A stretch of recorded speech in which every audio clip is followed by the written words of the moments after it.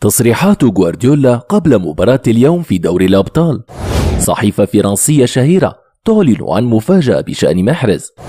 رحيلي عن ليستر تأخر وأتطلع لتحقيق رقم قياسي مع الجزائر. ولكن قبل أن نبدأ الفيديو لا تنسوا أن تشاركونا بتوقعاتكم عن نتيجة مباراة السيتي اليوم، وهل الأفضل لمحرز البقاء من رحيل عن غوارديولا وتكملة مسيرته الكروية بعيدا عن فلسفته. وهيا بنا كالعادة نبدأ الفيديو بذكر الله والصلاة على رسول الله صلى الله عليه وسلم. السلام عليكم ورحمة الله وبركاته. أهلا بكم متابعينا الكرام، نرجو منكم الاشتراك في القناة من أسفل الفيديو وتفعيل زر الجرس وتحفيزنا بلايك. أكد الإسباني بيب غوارديولا المدير الفني لفريق مانشستر سيتي الإنجليزي أن مواجهة مارسيليا الفرنسي المقرر إقامتها في 10 من مساء غد الأربعاء على استاد الاتحاد ضمن منافسات الجولة السادسة والأخيرة.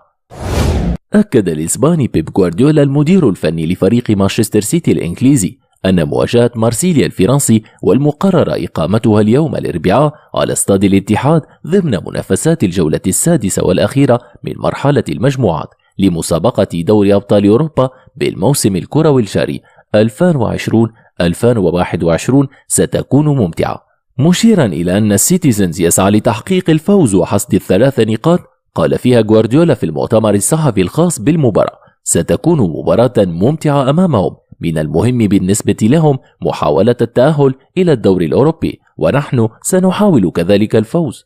أضاف غوارديولا: لكن الكثير من الاحترام لفلاش بواش مدرب مارسيليا، لقد كان في العديد من الأندية وحقق نجاحا مذهلا مع بورتو ثم في إنجلترا وفرنسا. لسوء الحظ لم يستطع تحقيق نتائج إيجابية في دوري الأبطال هذا الموسم. وواصل غوارديولا تصريحاته قائلا: كان من الصعب بالنسبة لهم عدم تحقيق أي نقطة في أول مباراتين، ولكن لديهم الجودة المتمثلة في بايت وتوفان. وتابع غوارديولا تصريحاته قائلا: مايندي لم يصل بعد إلى أفضل مستوى لديه، لكنه يلعب بشكل جيد.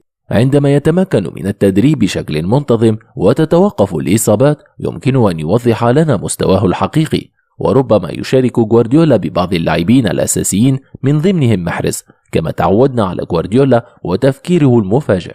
ويتصدر مانشستر سيتي جدول ترتيب المجموعة الثالثة برصيد 13 نقطة وضمن التأهل لدور ال16، بينما تواجد بورتو في المركز الثاني برصيد 10 نقاط. وكان مانشستر سيتي تخطى ضيفه فريق فولهام بثنائية نظيفة في اللقاء الذي جمع الفريقين مساء السبت الماضي على ملعب الاتحاد ضمن منافسات الجولة 11 من الدوري الإنجليزي البريمير ليج. صحيفة فرنسية شهيرة تعلن عن مفاجأة بشأن محرز. يظل القائد المحنك للخضر محل اهتمام العديد من الأندية الفرنسية، وخصوصا تلك التي استهانت بإمكانياته حين كان ينشط في الدوري الفرنسي قبل أن تشتري إدارة ليستر عقده ويصنع من النادي الإنجليزي اسما له بتتويجه بلقب بريمير ليج ثم لقب أفضل لاعب في أكبر البطولات الأوروبية، وباتت قيمته في السوق تنافس قيمة النجوم الآخرين في الكرة المستديرة. عاد العنوان الرياضي الفرنسي الشهير لكيب للحديث عن النجم الجزائري رياض محرز، وكيف رفض مسيرو أولمبيك مارسيليا استخدامه لمرتين متتاليتين قبل أن تنحصر على تضييع صفقة بات لها شأن كبير في المستطيل الأخضر، وصنع صاحبها مسيرة مثالية جعلت العديد من الأندية العريقة وفي مختلف البطولات تتهافت من أجل ضمه. وذكرت الصحيفة برفض المدير الرياضي السابق جوزيه أليغو الموافقة على ضم صانع ألعاب الخضر ونجم مان سيتي حين كان في السن 19 من عمره. وأكد المصدر ذاته بأن معايني نادي الجنوب منحوا الجناح الطائر فرصة وحيدة مع شبانهم ليتخلوا عنه مباشرة بعد ذلك. وتكرر السيناريو بعدها شتاء 2014 عندما تعامل رئيس النادي حينها فالسون لابروت بطريقة غير لائقة مع الجزائري. ورد رئيس الرابطة الفرنسية الحالي على رسالة إلكترونية من وكيل أعمال محرز: هل تظن بأننا نهتم بلاعب ينشط في ليستر؟ وأشارت لكيب إلى أنه في نهاية المطاف أكدت إبداعات وفنون رياض محرز في المستطيل الأخضر أن مسيرو مارسيليا أخطأوا كثيرا في الاستهانة بقدرات اللاعب الذي توج بلقب أفضل لاعب في إنجلترا عام 2016، والذي صرح في أكثر من مناسبة أنه يكن احتراما كبيرا لنادي أولمبيك مارسيليا، وكان يحلم تقمص ألوانه حين كان صغيرا. رحيلي عن ليستر تأخر وأتطلع لتحقيق رقم قياسي مع الجزائر. قال الجزائري الدولي إسلام سليماني مهاجم نادي ليستر سيتي الإنجليزي اليوم الخميس إن الانتقالات في البطولة الكبرى تحددها عوامل كثيرة ليست مرتبطة بالجانب الرياضي فقط، مؤكدا عزمه على رفع التحدي والعودة للمقدمة مثل ما فعل دائما. وخرج سليماني من حسابات رودغرز المدير الفني لنادي ليستر الذي لم يقيده في قائمة الخاصة بمسابقة الدوري الإفريقي. وخرج سليماني من حسابات رودريغيز المدير الفني لنادي ليستر الذي لم يقيده عن قائمته الخاصة بمسابقة الدوري الأوروبي. وقال سليماني بحوار لصحيفة الخبر الجزائرية: عقدي مع ليستر ينتهي بنهاية الموسم الجاري، ومن الطبيعي أن يبحث النادي عن بيعي للاستفادة ماديا. طلبت المشاركة مع الفريق من أجل الحصول على إيقاع المنافسة وألعب بعض الدقائق تحسبا لفترة الانتقالات الشتوية بعدما خرجت من خطط المدير الفني.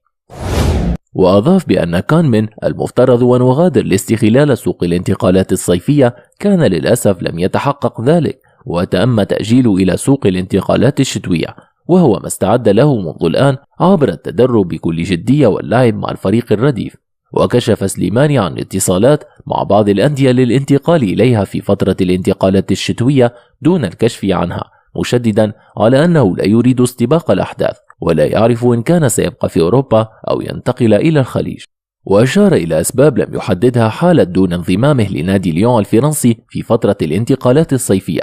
تحدث سليماني عن المنتخب الجزائري مؤكدا أنه يتطلع للعودة إلى صفوفه في شهر مارس المقبل وخوض التحديات المقبلة، خاصة تصفيات مونديال قطر 2022. ولفت سليماني الذي سجل 29 هدفا مع منتخب بلاده أنه يتطلع لتجاوز الرقم القياسي للمهاجم الأسبق عبد الحفيظ صفاء. من جهة أخرى، برر سليماني تباين مستوى مواطنه رياض محرز مع المنتخب ونادي مانشستر سيتي بالقول: محرز يلعب في واحدة من أكبر الأندية في العالم ويجاور عددا من أفضل اللاعبين في العالم. المنافسة شديدة والضغط كبير. رياض لاعب كبير بكل المقاييس، لا اختلاف على ذلك فريقه أو في المنتخب. ودعا سليماني إلى احترام الخيار الرياضي لبعض اللاعبين الذي تقف وراء اعتبارات أخرى، مؤكدا أنه يتقبل أيضا الإساءة لهم بعد اختياراتهم للعب لمنتخب فرنسا.